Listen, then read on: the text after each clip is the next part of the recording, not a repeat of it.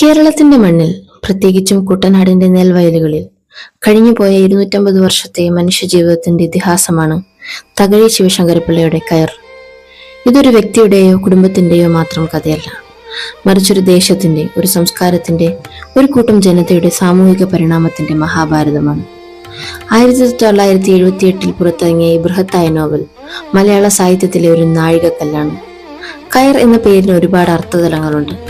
ഭൂമിയുമായി ബന്ധിപ്പിക്കുന്ന കയർ, ജാതി വ്യവസ്ഥയുടെ ബന്ധനം, തലമുറകളെ തമ്മിൽ ബന്ധിപ്പിക്കുന്ന കയർ. ഈ ഓരോ അർത്ഥത്തിലും നോവൽ ആഴത്തിൽ സ്പർശിക്കുന്നു. നോവലിന്റെ കഥ ആരംഭിക്കുന്നത് 19-ാം നൂറ്റാണ്ടിന്റെ തുടക്കത്തിലാണ്. അന്നത്തെ തിരുവിതാംകൂർ രാജഭരണം ഭൂമിയുടെ ഉടമസ്ഥാവകാശം തിട്ടപ്പെടുത്താനായി ഉദ്യോഗസ്ഥരെ അയക്കുന്നു. ഈ ചരിത്രപരമായ പ്രക്രിയയാണ് കണ്ടെഴുത്ത്. ഇതിലെ പ്രധാന കഥാപാത്രങ്ങളിൽ ഒരാളാണ് ക്ലാസിഫയർ കൊച്ചുപിള്ള.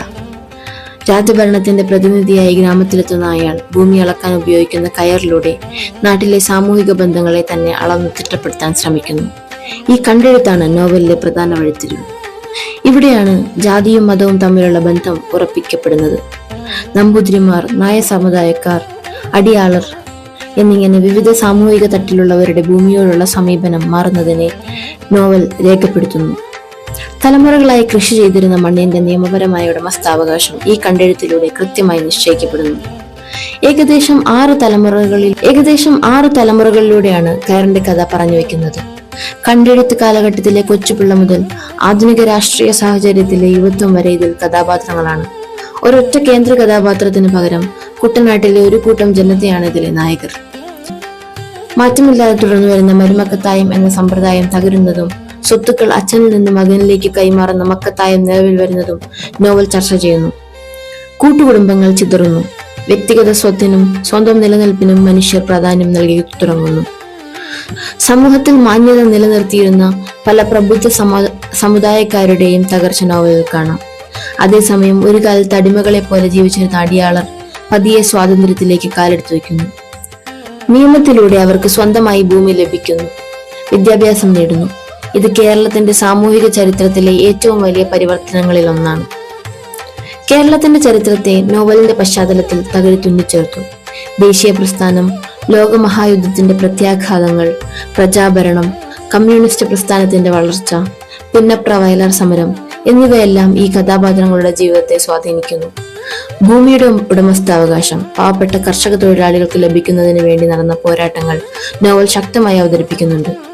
രാഷ്ട്രീയ പ്രസ്ഥാനങ്ങൾ എങ്ങനെയാണ് ജാതിയുടെയും മതത്തിന്റെയും അതിർവരമ്പുകൾ മായ്ച്ച് വർഗപരമായ ഐക്യം സ്ഥാപിച്ചത് എന്നും നോവൽ പറയുന്നുണ്ട്.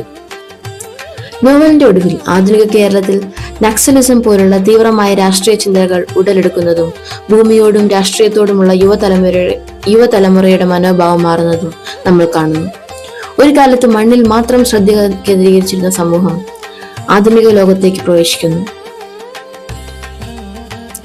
കയർ ഒരു നോവൽ എന്നതിലുപരി കേരളത്തിന്റെ സോഷ്യോളജിക്കൽ ഗ്രന്ഥം ആയി കണക്കാക്കപ്പെടാം.